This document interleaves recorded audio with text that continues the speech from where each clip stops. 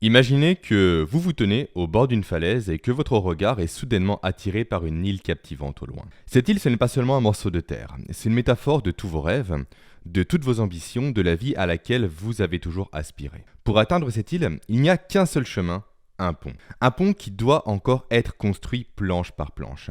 Chaque planche représentant une action que vous devez accomplir pour avancer vers vos rêves. Mais que se passe-t-il? Au lieu de construire votre pont, vous vous retrouvez comme bloqué au bord de la falaise, perdant votre temps sur Instagram ou sur Facebook ou encore à regarder la dernière série Netflix ou à faire des tâches et des activités pour vous occuper. En fait, sans même que vous ne vous en rendiez compte, vous êtes tombé dans le piège de la procrastination. Et le plus grand problème avec la procrastination, c'est qu'elle est très mal comprise aujourd'hui. Il ne s'agit pas non d'un manque de motivation, vous avez la volonté de réaliser vos rêves.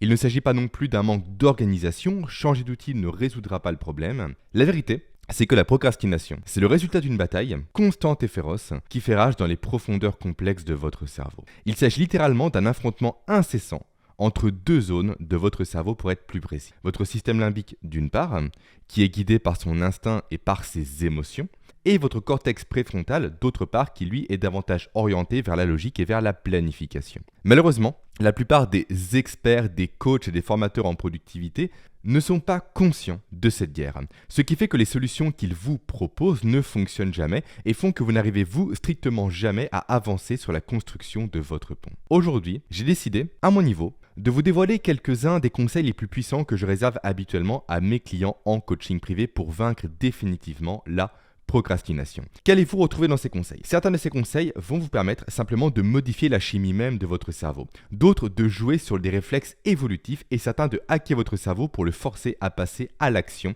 afin que dès la fin de cet épisode, vous puissiez rayer définitivement le terme de procrastination de votre vocabulaire. Mais avant ça, laissez-moi vous souhaiter la bienvenue sur ce nouvel épisode de podcast. Si vous faites partie de celles et ceux qui saturent de toutes ces méthodes de productivité qui pullulent sur Internet et qui ne sont basées que sur du vent, alors vous êtes au bon endroit. Chaque jour à mon niveau, je travaille dur pour décortiquer les dernières études scientifiques en neurosciences, en physiologie, en optimisation du sommeil, de la nutrition, du mouvement ou encore des compétences cognitives pour en tirer des leviers concrets et actionnables pour tout simplement vous permettre de doper vos capacités à être productif, à être efficace, à être performant au quotidien. Donc si vous êtes prêt à vous former à une approche radicalement différente de la productivité, une approche basée uniquement sur la science, alors rejoignez-moi dans mon aventure afin de créer ensemble une nouvelle discipline, la discipline de l'approche scientifique de la productivité. Et n'hésitez surtout pas à vous abonner à mes contenus afin de ne louper strictement aucun des prochains épisodes. Maintenant, place justement l'épisode du jour. Alors, comme j'ai commencé à vous le dire, dans votre cerveau se déroule en permanence une guerre perpétuelle, un affrontement titanesque entre deux adversaires redoutables. D'un côté, nous avons qui? Nous avons les rangs disciplinés du colonel cortex préfrontal, un maître stratège réputé pour sa logique, pour sa planification à long terme et pour sa précision d'exécution. De l'autre, nous avons la horde implacable du général système limbique, un hédoniste dont la seule préoccupation est la satisfaction immédiate. Le prix de cette bataille, il est simple. C'est la domination totale de votre esprit et de votre cerveau, et par conséquent de toutes vos actions du quotidien. L'idéal pour vous, ça serait quoi? Ça serait une victoire écrasante du cortex préfrontal. Avec lui aux commandes, tout deviendrait beaucoup plus facile. Vous seriez imperturbable, constamment motivé, constamment concentré et constamment efficace. Cependant, malheureusement, la dure réalité, on va dire, c'est que le général système limbique l'emporte le plus souvent grâce à ses dizaines de milliers d'années d'expérience. En fait, si on revient à l'époque préhistorique, votre cerveau, entre guillemets émotionnel, a joué un rôle primordial dans votre survie, dépassant de très loin le rôle joué par votre cerveau rationnel, entre guillemets encore une fois. Car, sans preuve du contraire, face à un danger immédiat, la réaction émotionnelle rapide est et sera toujours d'ailleurs bien plus efficace que l'élaboration d'un plan détaillé. Typiquement, si on revient en arrière, si on prend le cas de Gmurf, votre lointain ancêtre préhistorique, il avait de bien meilleures chances de survie en s'enfuyant à la vue d'un tigre à dents de sabre qu'en dessinant une stratégie détaillée de fuite sur du sable avec le petit bâton qu'il venait de récupérer. Et c'est précisément la raison pour laquelle votre cerveau, quoi que vous fassiez en quelque sorte, est majoritairement contrôlé par votre système limbique. Ce qui explique notamment votre tendance naturelle à suivre vos désirs plutôt que vos devoirs, ce qui est littéralement la définition même de la procrastination. Mais ce n'est pas tout. En sachant ça, En comprenant cet ancrage évolutif, ce mécanisme évolutif, ce biais évolutif, vous pouvez plus facilement vous rendre compte du manque total de professionnalisme de celles et ceux qui cherchent à vous vendre des solutions et des méthodes rapides pour vaincre la procrastination sans s'attaquer à la racine du problème, c'est-à-dire encore une fois le schéma évolutif de votre cerveau. Mais la bonne nouvelle, c'est qu'il est tout à fait possible de contourner cet ancrage évolutif et même de le tourner à votre avantage. D'ailleurs, toutes les personnes que vous admirez pour leur productivité, pour leur détermination, pour leur capacité à jongler avec plusieurs projets, ont consciemment ou inconsciemment appris à surmonter ces mécanismes évolutifs. Et dans cet épisode, je vais partager avec vous 3 stratégies très puissantes, auparavant réservées à mes clients, qui vous aideront à faire de même. La première de ces stratégies, elle va vous permettre d'exploiter les tactiques psychologiques employées en secret par les meilleurs casinos de ce monde pour vous manipuler. La deuxième, elle va tout simplement viser à inhiber un déclencheur évolutif qui amplifie le phénomène de procrastination sans même que vous en ayez conscience. Quant à la troisième, j'hésite à vous la partager dans cet épisode tellement elle est puissante. En fait, il s'agit d'un outil qui va vous permettre d'influencer directement la chimie même de votre cerveau. Maintenant que le chapitrage est posé, plongeons directement dans la première de mes stratégies. Une stratégie qui m'a donc, comme évoqué précédemment, directement été inspirée par les méthodes de manipulation utilisées par les casinos pour vous forcer à jouer carrément contre votre volonté. Mais avant de voir cette stratégie en détail, je dois poser 2 principes clés. Pour commencer, le principe de la dopamine et ensuite le principe du changement sociétal. Tout d'abord, la dopamine. Souvent, la dopamine est associée au plaisir, alors que la dopamine est avant tout le neurotransmetteur de la récompense et de la motivation. Et si vous vous rappelez d'ailleurs de l'épisode que j'ai fait sur les travaux de Carl Friston, le lien est en description bien évidemment, vous savez que votre cerveau est constamment, un organe anticipatif. Il va constamment anticiper les choses et non pas réagir aux choses qui vont lui arriver. Il va prédire constamment les conséquences positives et négatives de vos actions, vous guidant ainsi, soit pour les faire, soit pour éviter de les faire. Et la question qui se pose du coup maintenant, c'est sur quoi votre cerveau se base-t-il pour dire qu'il est bon ou non de faire telle chose ou telle chose. En fait, il fait un calcul pour le savoir. Il fait un calcul de probabilité entre, d'une part, la propension qu'il va avoir à récupérer, à augmenter ses ressources disponibles par rapport au coût énergétique nécessaire pour agir. Et le but ultime pour lui, simplement, c'est d'optimiser en permanence le rapport effort-bénéfice en investissant de l'énergie que dans les actions qui vont lui rapporter des ressources précieuses, telles que plus de temps, plus d'argent, plus de relations, plus de possessions ou encore plus d'ego, plus d'estime, plus d'aura au niveau d'un groupe. Traduit en exemple concret, qu'est-ce que ça nous donne? Ça donne le fait que autant vous allez traverser facilement une route pour récupérer un billet de 100 € qui traîne par terre, autant vous ne feriez pas l'ascension du mont Everest pour récupérer la même somme. Pourquoi? Parce que dans le deuxième cas, le rapport effort-bénéfice devient presque nul alors que pour autant, la somme est la même. Ça, c'est donc pour le premier principe. Ensuite vient le deuxième principe, celui du changement sociétal. En un mot, pour faire très simple, nous sommes passés très rapidement d'une société de la récompense immédiate à une société de la récompense différée. En fait, à l'ère pré-industrielle, chacune de nos actions était rapidement récompensée. Et encore plus important, l'écart entre nos actions et la récompense qui s'en suivait se réduit au fur et à mesure que l'on remonte dans le temps. Typiquement, si on revient à nouveau à l'époque préhistorique, dès qu'un homme préhistorique allumait un feu, il était réchauffé. Il ressentait de la chaleur, donc une récompense. Dès qu'il chassait, qu'il tuait un animal, il était récompensé par un repas immédiat, par de la fourrure pour se confectionner un habit. Action, récompense. Aujourd'hui, c'est complètement l'inverse qu'il se passe. Dans notre monde actuel, nous travaillons 30 jours, éreintants, 30 jours fatigants, 30 jours difficiles, sans aucune récompense, avant de recevoir notre paye le 31e jour. Il s'agit donc ici d'une équation à somme presque nulle, avec des efforts considérables déployés durant un long laps de temps pour une récompense qui, elle, est uniquement lointaine. Ce qui conduit du coup de facto et inévitablement, quand on comprend la neurologie, la physiologie et le fonctionnement du cerveau humain, à de la démotivation et par conséquent à de la procrastination, car le travail que l'on fait au quotidien n'est pas dopaminergique. On n'a pas cette dopamine créée par la récompense qui est proche de nous une fois l'action réalisée. Tout ça nous amène où? Nous amène simplement à ma stratégie que je voulais vous présenter. La stratégie de l'enveloppe. L'idée, elle est simple ici. Vous allez chercher à augmenter la fréquence de vos récompenses quotidiennes de sorte à ce que chacune de vos tâches, chacune de vos actions, chacun de vos comportements qui vous rapprochent de l'atteinte de l'un de vos objectifs soit récompensé immédiatement pour stimuler à nouveau votre production de dopamine, renforçant ainsi votre motivation à travailler maintenant et non pas tout à l'heure, et non pas demain et non pas après-demain. Voici maintenant le protocole que je propose à mes clients. Vous allez commencer, vraiment passer à l'action. Vous allez commencer du coup par dresser une liste de 20 petites récompenses sur une feuille. Ça peut être un carreau de chocolat, ça peut être un massage, ça peut être l'écoute de votre musique préférée et j'en passe. Ensuite, vous allez ajouter à cette liste-là le prix ultime. Le gros lot, la super récompense. Ça, c'est la promesse de richesse sur laquelle jouent les casinos, sur laquelle jouent également les jeux à gratter, le loto et j'en passe. Ensuite, vous allez inscrire du coup ces 21 éléments sur des petits bouts de papier et vous allez les mettre dans des enveloppes que vous allez fermer. Et après, vous allez rajouter à ça 10 enveloppes complètement vierges pour jouer sur la dimension hasard.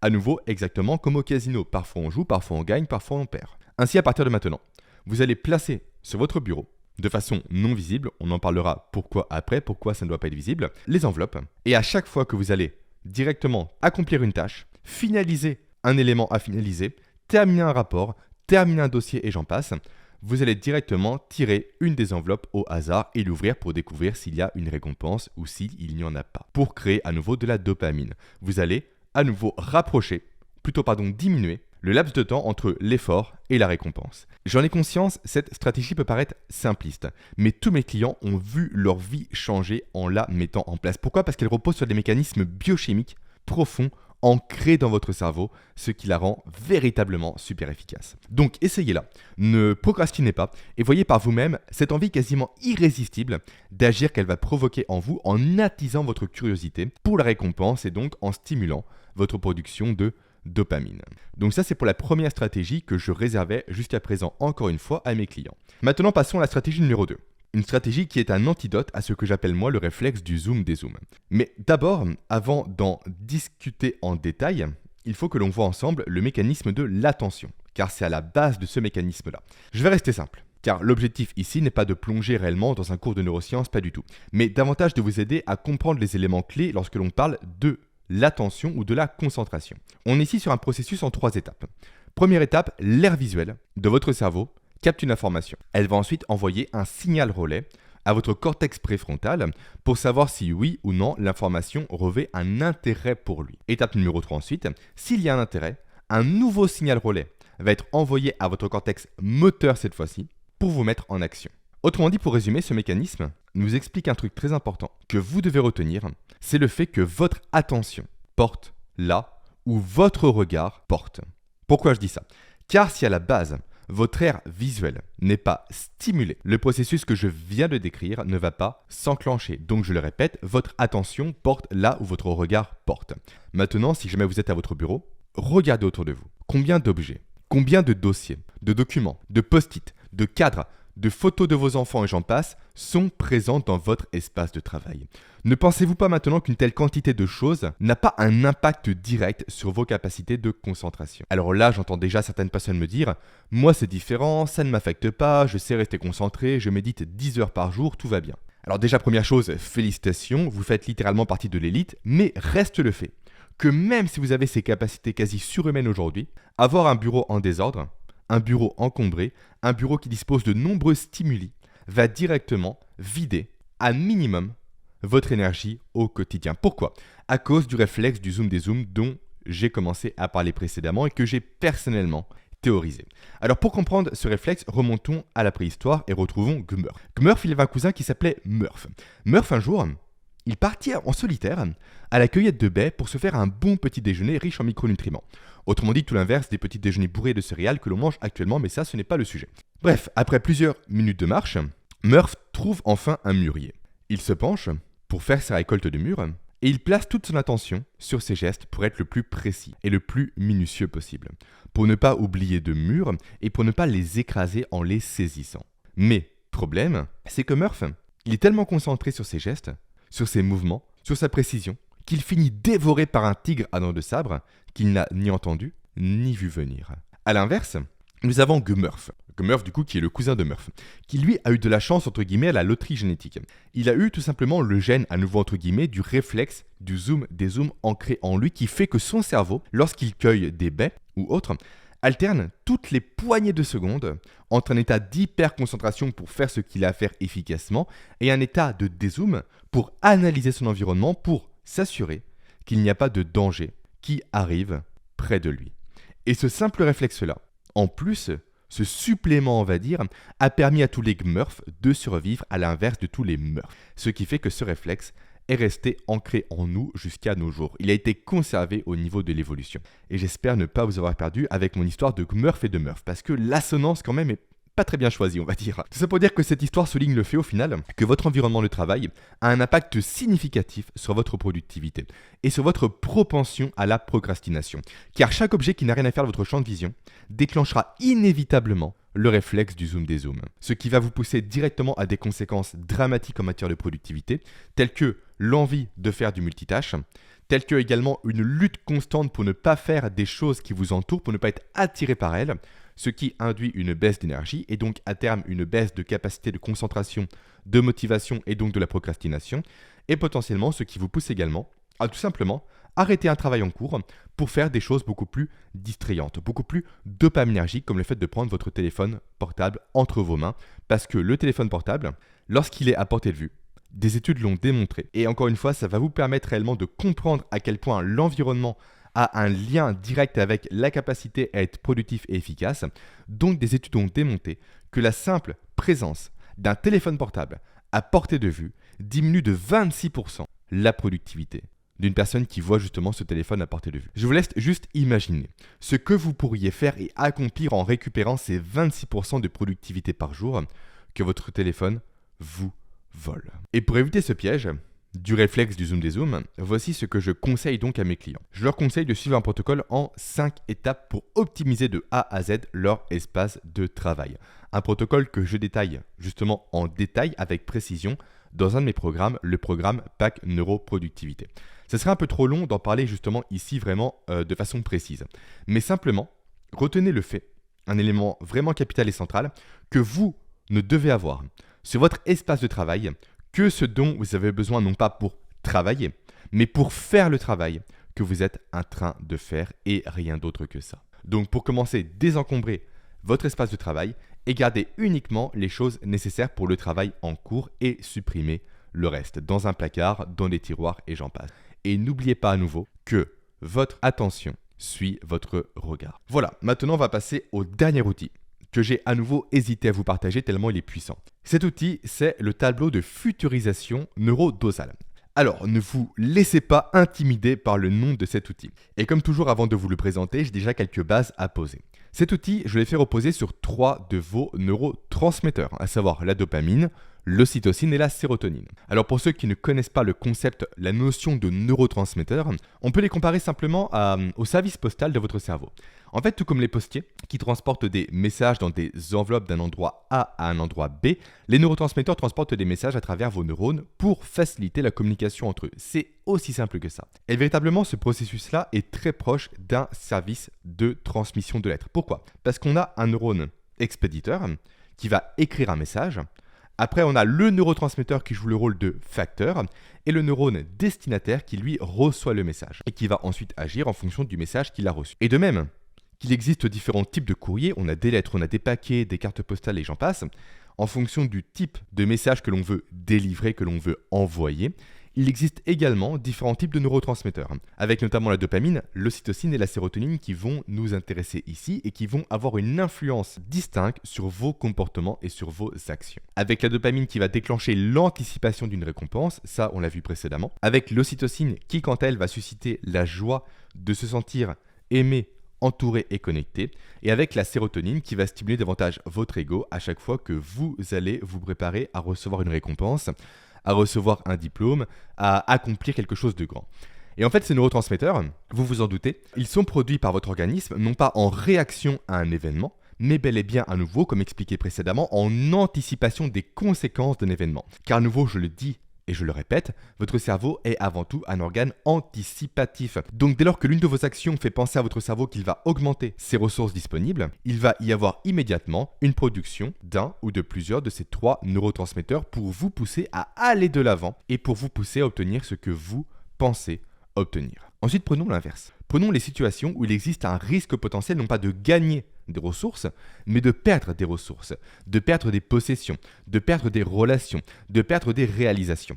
Et bien là, votre cerveau va freiner directement sa production de neurotransmetteurs et va augmenter à la place sa production de cortisol qui va déclencher chez vous une réaction d'évitement face à des situations à nouveau susceptibles de mettre, d'après votre cerveau, votre vie en péril. Pourquoi ? Parce que qui dit perte de ressources dit au niveau cognitif l'interprétation d'un danger de mort. Voilà pour les bases. Maintenant, si on combine justement ces éléments, eh bien on peut créer l'outil dont j'ai commencé à vous parler. Un outil qui va obliger votre cerveau à passer à l'action et à cesser de procrastiner. Je vais tout simplement présenter cet outil à l'écran. C'est un tableau, c'est aussi bête que ça. Un tableau que vous retrouverez bien évidemment en section ressources à la fin de cet épisode. Alors pour les personnes qui m'écoutent uniquement justement, ce tableau est composé de 4 colonnes et de 4 lignes. Avec en tête de ligne, tout simplement les éléments possession, relation et réalisation.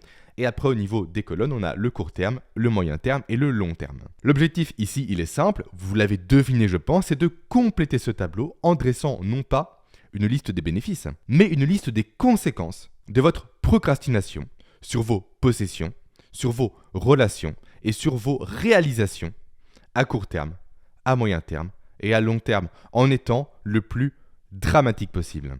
Typiquement, vous lancez votre entreprise, c'est un de vos projets, vous procrastinez par rapport à ça. Vous prenez le tableau, vous mettez par exemple en termes de possession, en conséquence, j'ai de moins en moins d'argent. Ça, c'est le court terme. À moyen terme, au niveau du statut par exemple, cette fois-ci, j'ai un statut qui ne me plaît pas. Un statut de salarié. Je n'ai pas un statut d'entrepreneur qui m'aurait plu. Du coup, le regard des autres pèse sur moi parce que ça fait des années que je dis que je veux me lancer. Je sens un jugement dans leur regard. Mes proches étaient tous des entrepreneurs. Mais voyant comme quoi je ne suis pas passé à l'action, ils m'ont délaissé. Je n'ai plus d'amis. Ma compagne est partie justement avec une personne qui a monté sa boîte. Je ne vois plus mes enfants. Soyez le plus sombre possible. Pourquoi ? Parce que votre cerveau, à nouveau, c'est un organe d'anticipation. Et le fait d'être confronté aux conséquences potentielles d'un non-passage à l'action va créer un malaise chez lui, dû à la production de cortisol, ce qui va à nouveau vous pousser à passer à l'action. Ça, c'est un élément que je dévoile vraiment complètement de A à Z dans ma formation Neuroproductivité à nouveau, où j'explique en détail comment mettre en place cet outil de façon efficace et comment implémenter dans votre quotidien une routine qui va vous forcer à vous confronter à ces douleurs-là pour réellement stimuler votre production de cortisol pour vous passer à l'action. À nouveau, vous trouverez ce tableau de façon complètement gratuite en ressources avec également un exemple pour vous aider à le compléter efficacement. Je viens de vous partager 3 stratégies très puissantes que vous ne trouverez strictement nulle part que chez moi. Cette stratégie à nouveau s'appuie sur la compréhension du fonctionnement de votre cerveau plutôt que sur des méthodes superficielles qui visent simplement à promouvoir un outil, un hack, un gadget à la mode. Ça ne marche pas. Et je pense qu'il est vraiment temps d'ailleurs de s'attaquer à l'éléphant dans la pièce, à tous les soi-disant formateurs en productivité et leurs méthodes superficielles qui passent leur temps à vous promettre des résultats instantanés, mais qui ne s'attaquent jamais au cœur du problème, le fait que votre cerveau, dans son état primitif, dans sa programmation, n'est tout simplement pas fait pour être productif. Et c'est pourquoi mon ambition, c'est de créer une discipline qui utilise une approche scientifique de la productivité avec au cœur ma méthode neuroproductivité. Et je veux vraiment vous amener avec moi dans ce voyage qui va beaucoup plus loin que tout ce que l'on vous montre au quotidien.